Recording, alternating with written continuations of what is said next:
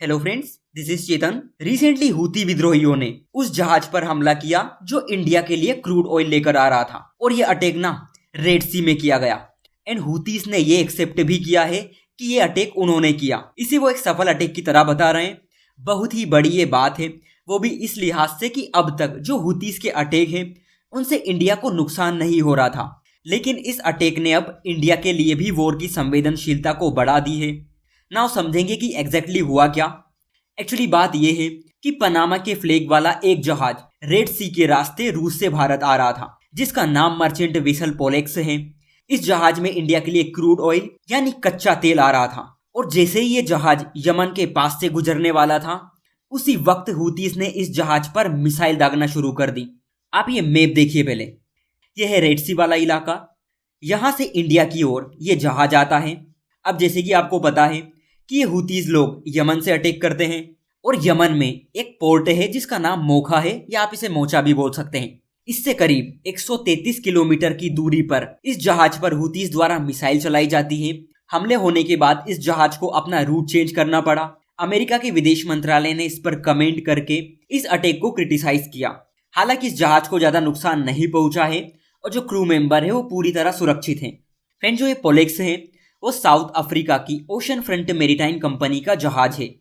ये पोलेक्स जहाज 24 जनवरी को रूस से अपनी यात्रा शुरू करता है, जो भारत के पारादीप पोर्ट पर आने वाला था, क्योंकि इसे 28 जनवरी को कच्चे तेल यानी क्रूड ऑयल की डिलीवरी करनी थी। फ्रेंड्स, ओडिशा के पारादीप में इंडियन ऑयल कंपनी के स्वामित्व वाली एक ऑयल रिफाइनरी है। इस कंपनी की अगर आप रिफाइनिंग कैपेसिटी देखेंगे तो वो 3 लाख बैरल प्रतिदिन है, यानी एक दिन में 3 लाख बैरल कच्चे तेल को ये कंपनी रिफाइन करती है। नाउ अब बड़ा क्वेश्चन ये है कि क्या अब ये मान लिया जाए कि हूतीस इंडिया को भी चैलेंज कर रहे हैं, क्योंकि इस शिप में इंडिया का क्रूड ऑयल आ रहा था जो इंडिया की एनर्जी डिमांड को पूरी करता है। ऐसे में अगर हूतीस इंडिया आने वाले जहाज पर हमला करते हैं तो इंडिया के नेशनल इंटरेस्ट के लिए एक बहुत बड़ा चैलेंज होगा।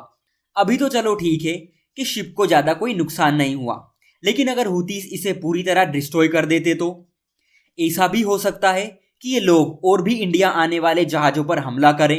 इंडिया को यहाँ पर ना और अलर्ट रहना चाहिए। मैं तो ये तक कहूंगा कि इंडिया को ना ईरान से बात करनी चाहिए इस मैटर पे, क्योंकि इनको ईरान ही सपोर्ट करता है। हालांकि कुछ टाइम पहले हमारे विदेश मंत्री ने ईरान की विजिट की थी, बट फिर भी अब हालात और खराब होते जा रहे हैं। एंड इंडियन नेवी ऑलरेडी ये कह चुकी है कि हम इंडियन फ्लैग की किसी भी शिप पर अटैक नहीं होने देंगे। बट इंडिया को यह भी कोशिश करनी चाहिए कि अगर इंडिया का सामान किसी दूसरे जहाज पर आए तो उस पर भी हूतीस अटैक ना करें, वरना इंडिया को इससे बहुत बड़ा नुकसान हो सकता है। फ्रेंड्स, इन अटैक्स का इंडिया के ऊपर क्या लॉन्ग टर्म इम्पैक्ट हो सकता है, इस पर मैं ऑलरेडी एक वीडियो बना चुका हूं। यह है वो वीडियो, आप जाकर देख सकते हैं। एंड बहुत ही इंटरेस्टिंग चीजें आपको जानने को मिलेगी। बट देखते हैं इस पर इंडिया आगे क्या एक्शन लेता है, ताकि इस तरह की हरकतें दोबारा ना हो। सो आज के लिए इतना ही। Thank you.